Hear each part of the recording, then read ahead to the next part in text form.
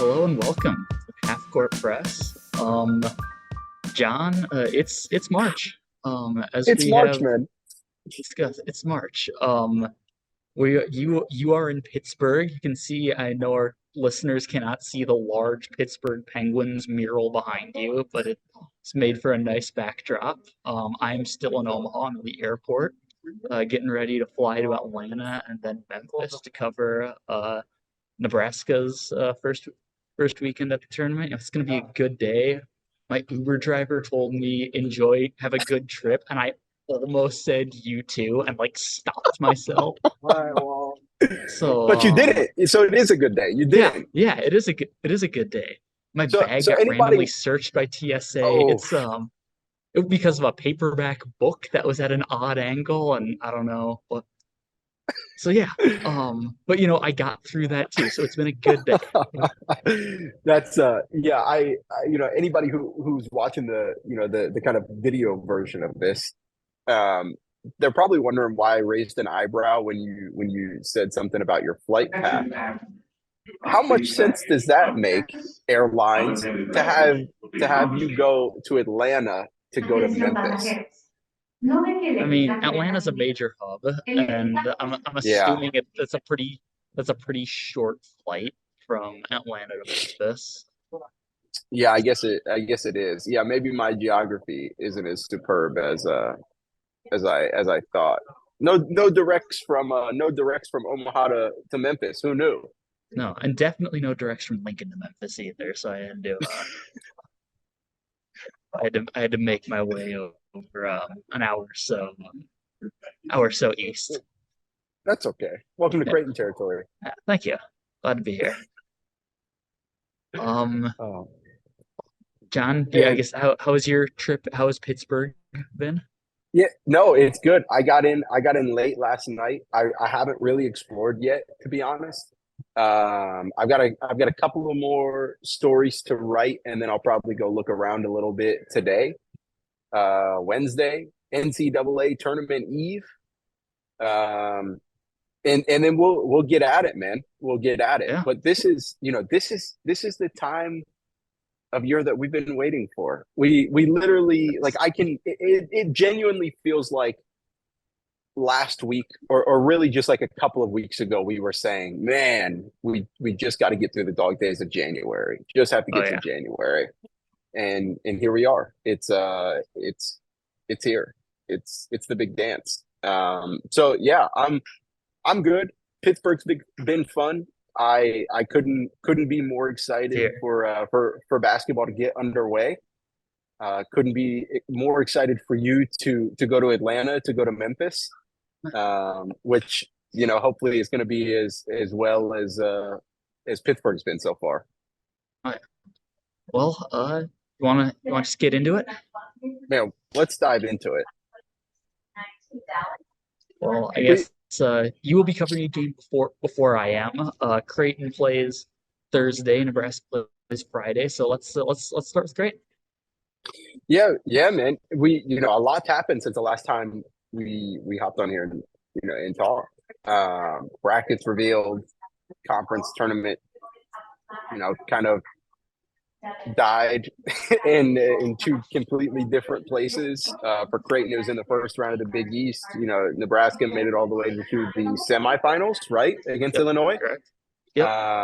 And so yeah, we've had a lot since happened, and somehow all of that feels irrelevant, because of what lies ahead for these two teams.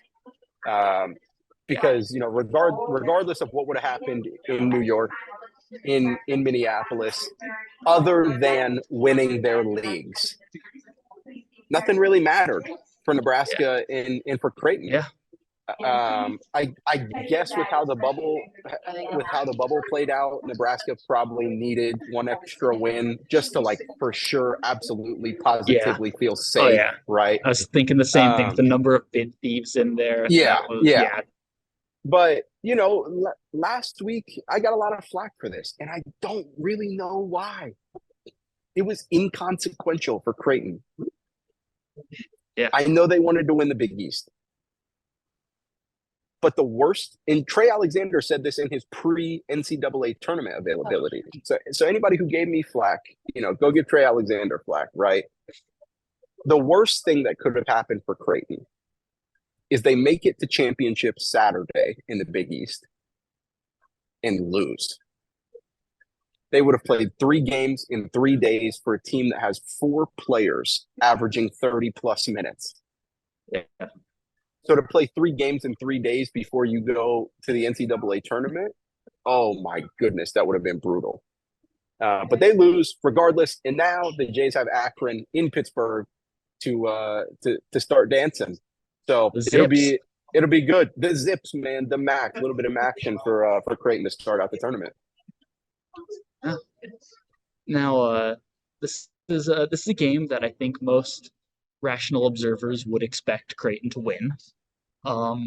Just what do you see from this? What does Creighton need to do to take care of business? And what is the scenario in which things go sideways and Creighton's one and done this Yeah. year? So I said this on Twitter this week, on X, sorry, that I really think the matchup comes down to the fact that Creighton has Ryan Kalkbrenner and Akron does not.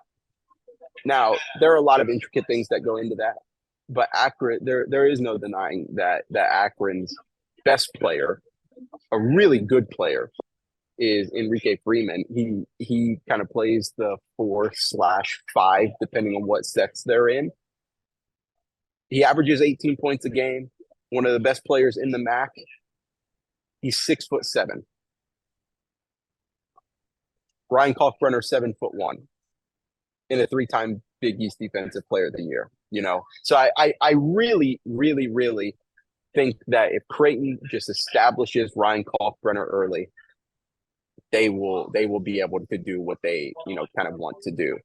The problem is, I firmly, for that reason, I think that Akron is probably going to double and crash every action that involves Ryan Kalkbrenner, as you should. And so then you'd have to kick out, and the question would then become, is it a day where Creighton is hitting threes? That's what it would boil down to for me. That's how I think the game's going to play out. I think Creighton's going to try and establish Ryan Kalkbrenner. I think Akron's going to be hell-bent on keeping them from doing so. And Stephen Ashworth, Trey Alexander, Mason Miller, Baylor Shireman, they're all going to have to hit their shots outside. Have to. And then, to kind of flip it, to say, how could this go wrong? How could Creighton be one and done? That plays a part, obviously. But Akron has had streaky shooters all season long. It feels like everyone in their starting 5 at one point or another has just been engulfed in flames. They haven't really put it all together at any one stretch. As we see in this tournament every single year, there is usually a team that everything clicks at the perfect time.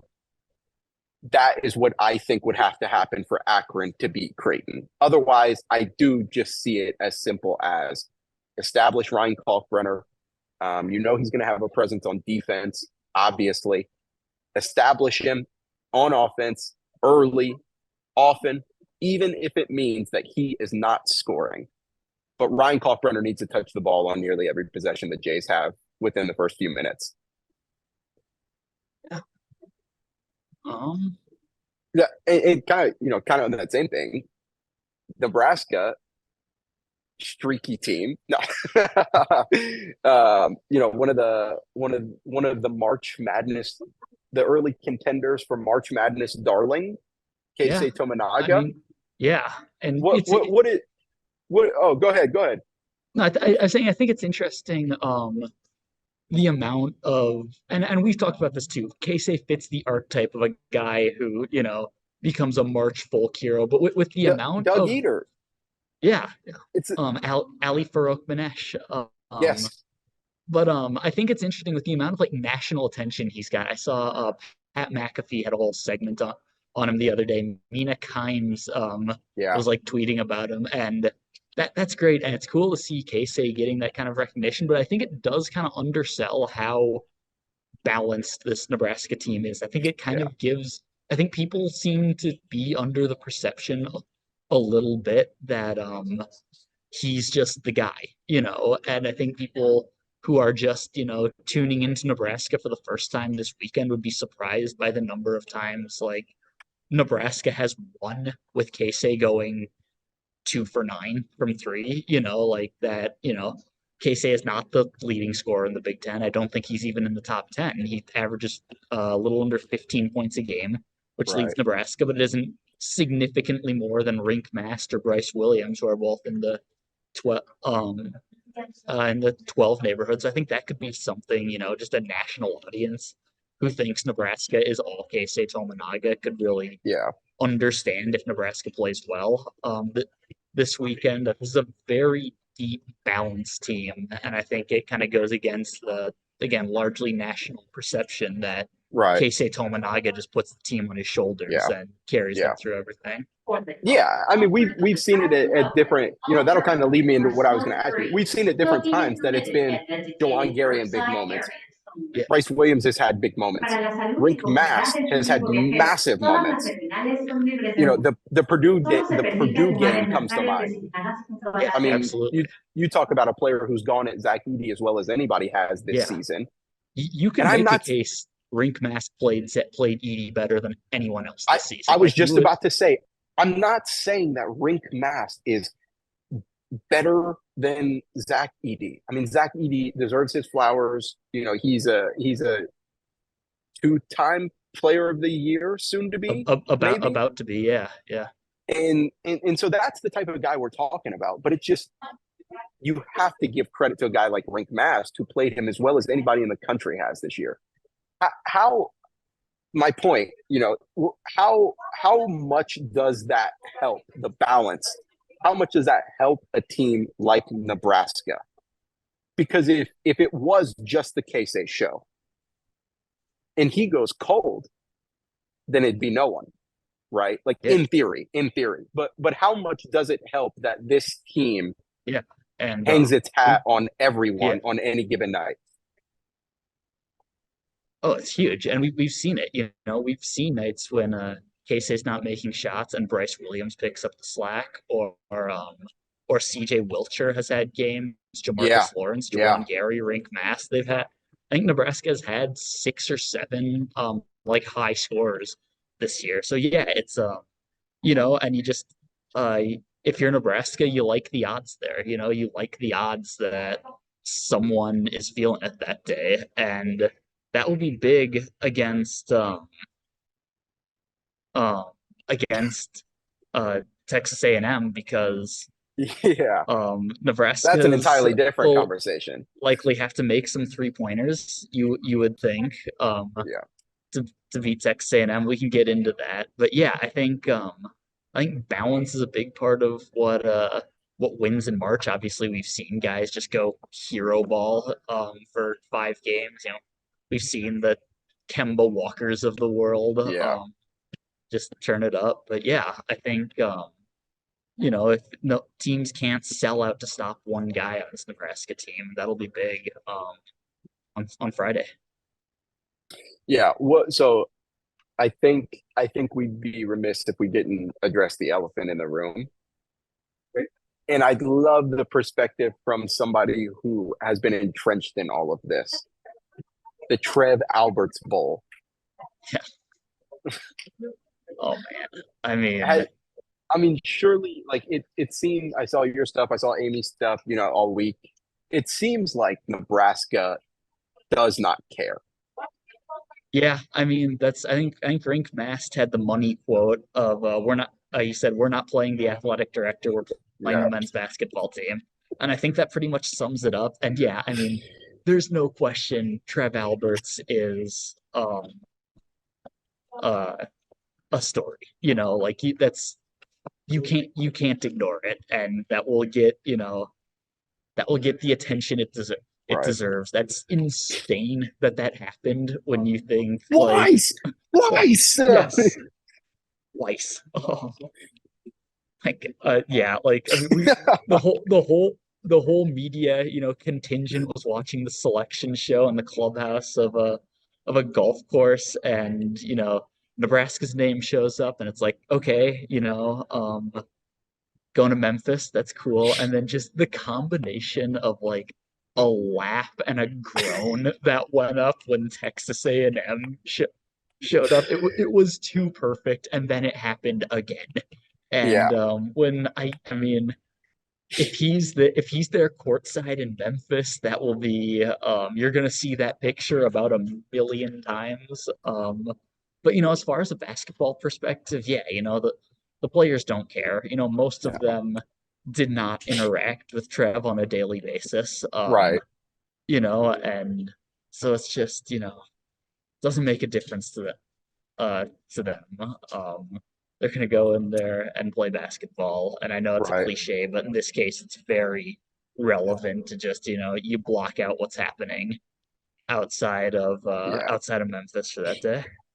Is there, kind of get back to talking ball, like is there one thing that Nebraska has to do to get past A&M?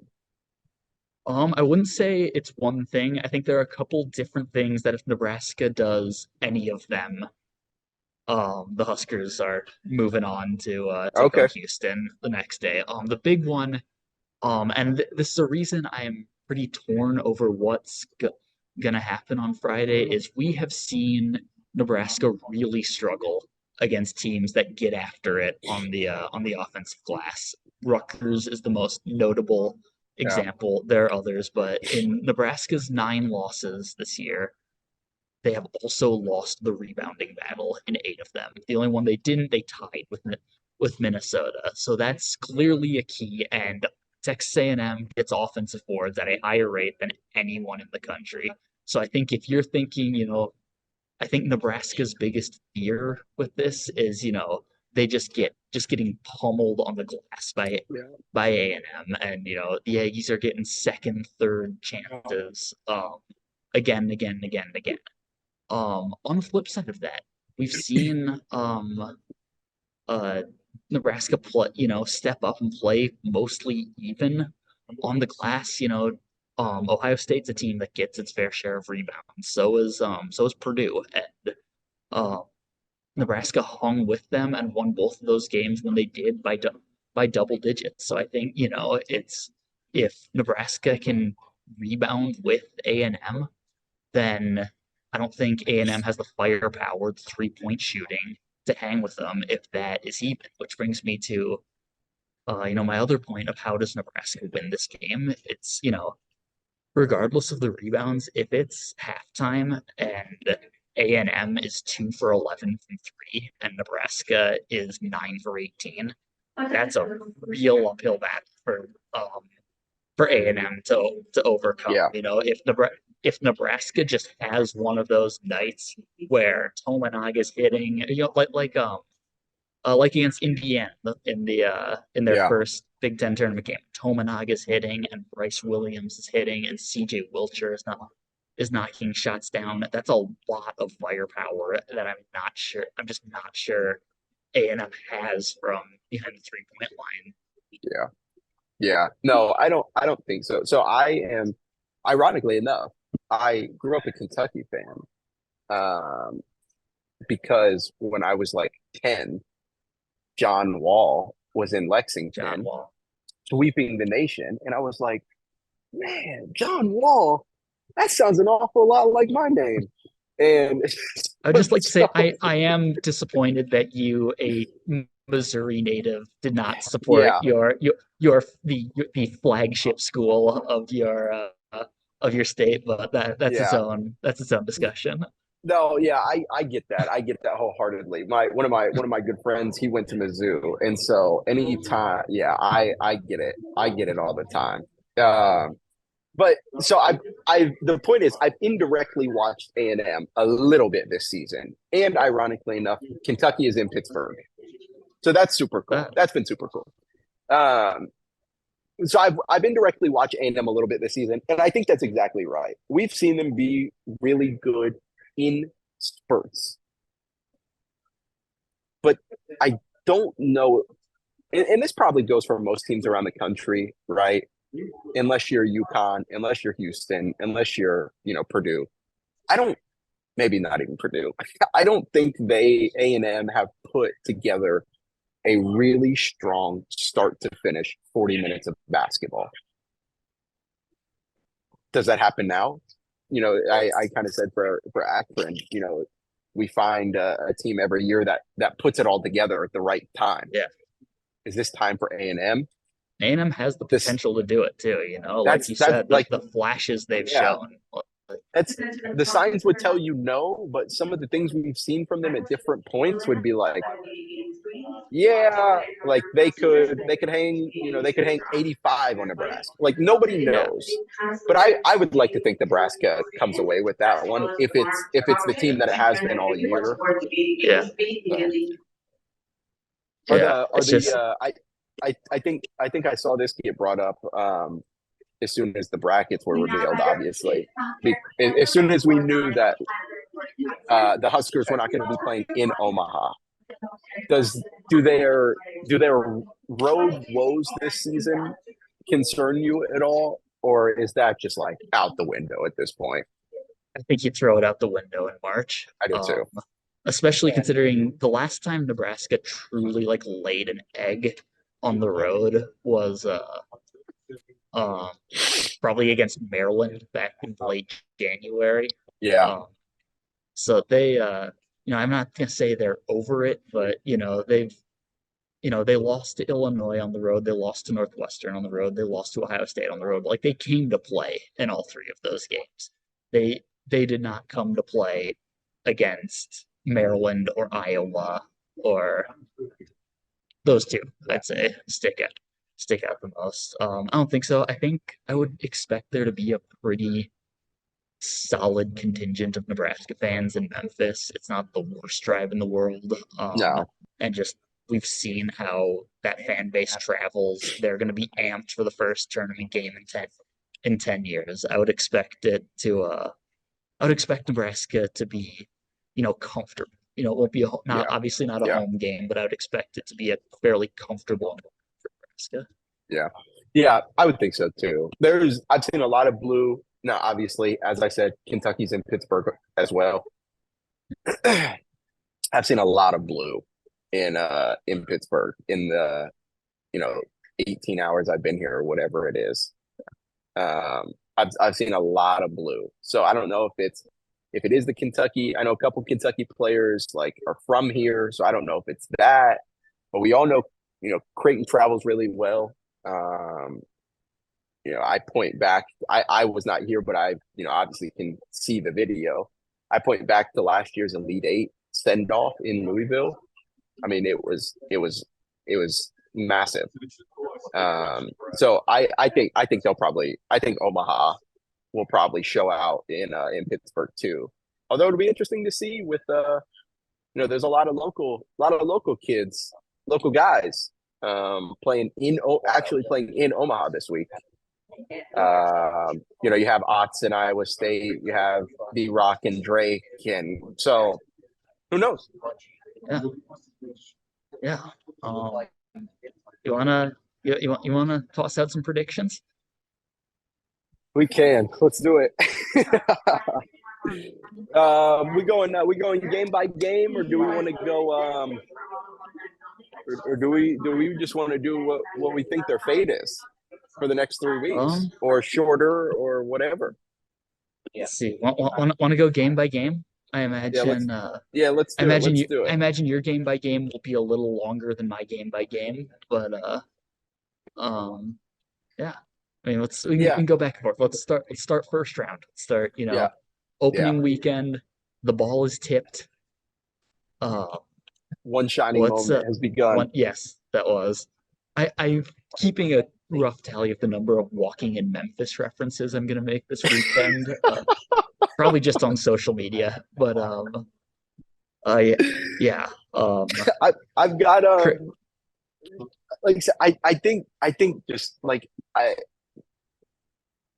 I don't know. Maybe I don't know. Maybe I shouldn't be as high on this team after the Providence game, right? But as I said earlier, like I really just kind of throw that away. Creighton's got rest. More importantly, Greg McDermott has had time to scheme. Not necessarily Akron, but his own team, which I think is probably even a bit more important. He's had time to assess his own team. They've had time to rest for a team that desperately needed it. And so I just don't – I think it'd be very difficult to see Creighton losing tomorrow. It's possible if Akron gets hot, if Enrique Freeman gets going. But I would love to think that the Jays could keep up in a shootout if that's what it turned into. And if it turns into bully ball, I like the 7'1" guy over the 6'7" guy. So I've got the Jays moving on to Saturday and getting the winner of South Carolina, Oregon. So maybe we'll say hello to an old friend in Dana Altman. Yeah, the Dana Altman Bowl. Now, there are two scenarios for Nebraska that I keep coming back to. One is the game plays out like the game at Rutgers in January, where Texas A&M just gets after it on the boards, just destroys Nebraska physically, gets 2 or 3 chances at every time down the court, and Nebraska just can't keep up. The other scenario, that's Texas A&M's strength and Nebraska's weakness. The other scenario plays into Nebraska's strength and Texas A&M's weakness. That is where Nebraska's making threes and A&M just can't keep up. We saw Indiana do it 3 times against Nebraska. They just couldn't trade 3 for 2 every time down. Just a steady pulling away throughout the game. And so I think it's one of those two things. I think it's going to be a close game either way. And I am leaning toward Nebraska winning. I think Nebraska winning by 5 points. So relatively close. It just feels right. This feels like a team that wins a game in March. They have been playing very good basketball over the past 6 weeks or so. I think Nebraska finally gets that all-elusive NCAA tournament win. I think they become the last power conference school to win an NCAA tournament game. Which is just like, I didn't know that until you mentioned it on here one day. And so my reaction when I learned that was like my genuine reaction. Like, that's nuts. That is actually insane that Nebraska is the only power school, period, that has not won an NCAA tournament game. I would love for you to be able to write about it happening in Memphis. It would be a fun one to write about. Yeah. We'll see. Moving on to Saturday. Creighton is seeing Oregon and NC State. Is it? Oregon, South Carolina. South Carolina. So wrong Carolina. Just go down a little bit. You got it. I think South Carolina would want to play a quick game. Lamont Paris has done a hell of a job in his first, kind of taking them their first NCAA tournament appearance in a few years, I think. Lamont Paris is, a contender for coach of the year because of the turnaround he's done. So credit to them. I don't think they would want to get in a run and gun with Creighton. And I don't think that Dana Altman will allow them to get in a run and gun with Oregon. But I think he's too good of a coach. He's going to slow the game down if possible. If they're going to drop back in a half court set, they're going to run their offense late into the shot clock, and they're going to try and make you pay for it with a good look. That's just Oregon, And so I think Oregon wins. I think we get the Dana Bowl. No clue how we're taking it. Absolutely no clue. So, but if I had to, I'd probably go with Creighton. Maybe I'll tip my hand on a story that might come to fruition either in a couple of weeks or at the very beginning of next season. Greg McDermott is 4 wins away. I can't remember if it's for tying or passing Dana on the program's all-time win list. I would love to think that if the Jays get past Akron, that they're a little juiced from the play for Mac in that game. Now the players were obviously not here when, they don't know the full history content, and that's fine. But I think these players have enough pride in this team to play for him, essentially, in that scenario. And then I think talent wise, Creighton is obviously, they're number 3 seed for a reason, right? They were the number 10 overall seed for a reason.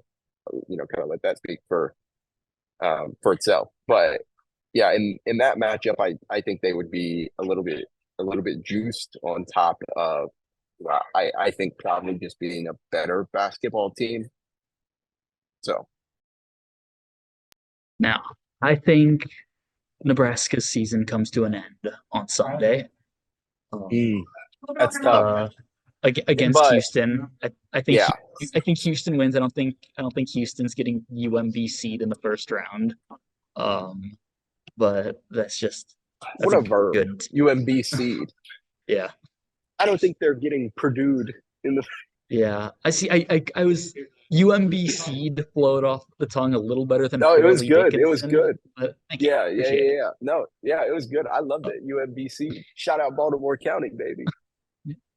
But I think that's another game. I think Nebraska will be ready to play if they're coming off a win. I think they'll be pretty. It's March. You're going to be juiced for a game. Right, I think they'll play hard. I think they'll hang. I think they hang with Houston. I think there are moments that will make people watching be like, could they?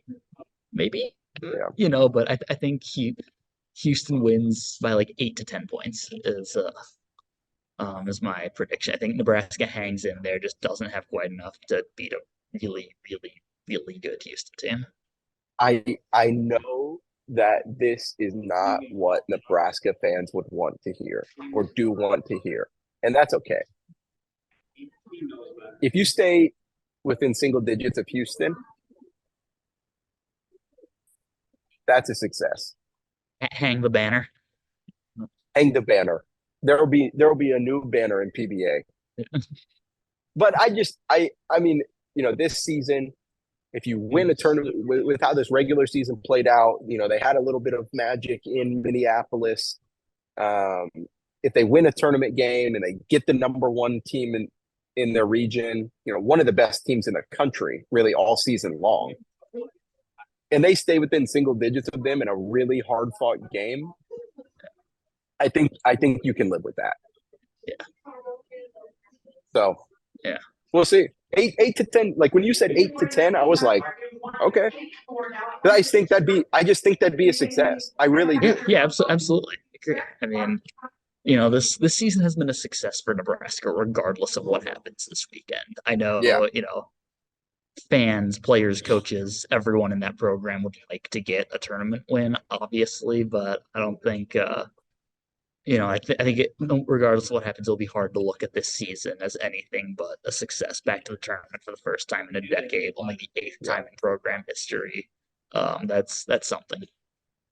That's kind of what I was going to say. Like if you make the tournament for the first time in 10 years and you win a game, the first NCAA tournament game or it would be the first NCAA tournament win in program history, and you lose to, a contender, and not just like a 2 seed who's got some hope. I mean, a contender. Yeah. Like how you cannot hang your head on that. No. And I guess I kind of look at that the same way as the Big East tournament was inconsequential for Creighton. Yeah. So maybe I'll catch flack for saying that, they can hang their hat on a loss in the second round. But when you step back and don't look at things in a vacuum and you look at the bigger picture, if I told Nebraska fans in August that they were going to go dancing and win an NCAA tournament game and their season, they'd be over the moon. Dude, they would drive to Council Bluffs and slap a ticket on it. You know what I mean? Like they would pay off their mortgages if I told them that. They'd probably be a little skeptical at first, but no, I mean they would have ate it up because that's that was kind of the bar. I think it would tell you everything you need to know about Fred Hoiberg and where he's taking that program. If people are disappointed if they lost to Houston. Yeah. So that's kind of how I view it. It's like if Houston is the team that knocked you out, you're doing okay, I think. Now, as the podcast maybe picks up the airport announcements in the background, let's just go speed round through Creighton. Sweet 16, no idea who Creighton's playing at that point. So it'd be that for me. I think Oregon could get them. I think there's a slight chance that Oregon could get them. I really do. But for me, what is standing between this team and Phoenix is the Sweet 16. I think Tennessee would be a really tough matchup. Yeah. But I would do fantastic basketball game. I would do unspeakable things to watch Dalton Connect and Baylor Shireman go at it for 40 minutes. I mean, that, like, you talk about some of the best. That might be one of the best one-on-one matchups in the country this year. Probably not the top, and that's fine. But that would be one of the better head-to-head matchups. How Creighton would fare in that game, I have literally no clue. No clue. Flip a coin in a Tennessee Creighton game. But that's what's separating the Jays from the Final Four and from Phoenix, in my opinion, because I think they could handle anybody else on the top of the bracket. Maybe not Purdue, right? But if there's a big that's going to go up against Zach Edey as well as anybody, and it's not Rink Mask, it's Ryan Kalkbrenner. Yeah, absolutely. So that's I think they could hang with just about anybody else, but that Tennessee matchup would be really, really tough. Yeah. So yeah, I've got depend if the Jays make it past. I'll say this: if the Jays make it past the Sweet 16, I'll see you in Phoenix. All right. I think that's fair. Jon, we covered a lot of ground here today. Woo. And not just Omaha to Pittsburgh and Omaha to Atlanta to Memphis. Yeah, literally too. But yeah, we are covering literal and figurative ground today. Yeah, man, it's March. It is March. It's here. Let's dance. Happy March, everybody. This has been a Half Court Press.